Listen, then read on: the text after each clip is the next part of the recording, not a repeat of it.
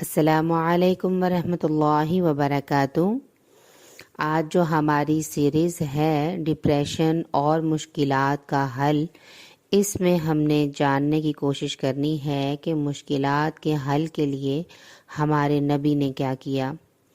نبی کریم صلی اللہ علیہ وسلم اپنے گھر والوں کو جمع کرتے اور فرماتے، جب تم میں سے کسی کو کوئی غم و فکر، تناؤ یا مصیبت لاحق ہو تو وہ یہ کہے، اللہ اللہ ربی لا اشرک بہ شیئا۔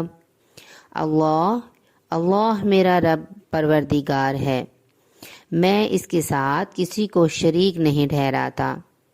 صحیح ابن حبان، سلسلہ نمبر ہے 2369، اور سنن ابو داؤد کی حدیث نمبر 1525 ہے، جس کے ذریعے سے ہمیں پتہ چلا کہ ہمیں اپنی مشکلات میں، ہم اپنے درد میں، اپنی تکلیف میں اللہ ہی کو پکاریں، اللہ کو بار بار ہم اپنی طرف متوجہ دلائیں، جو کہ ہمیں جانتا ہے۔ ہمیں ہر مشکل میں، ہر پریشانی میں اللہ تعالیٰ ہی سے مدد چاہیے۔ ہمیں ہماری مشکلات میں ہر طرح سے یاد صرف اور صرف اللہ ہی کو کرنا چاہیے۔